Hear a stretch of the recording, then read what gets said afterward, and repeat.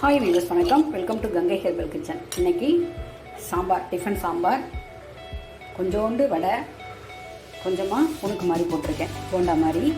அதை செஞ்சு அடுப்பை ஆஃப் பண்ணிட்டேன். வெளியில் கிளம்புறவங்க கிளம்பியாச்சு. இனிமேல் வேணுன்றவங்க நம்ம ஊற்றிக்கலாம். இந்த ரெசிபி நான் உங்கள்கிட்ட ஏற்கனவே ஷேர் பண்ணியிருக்கேன்.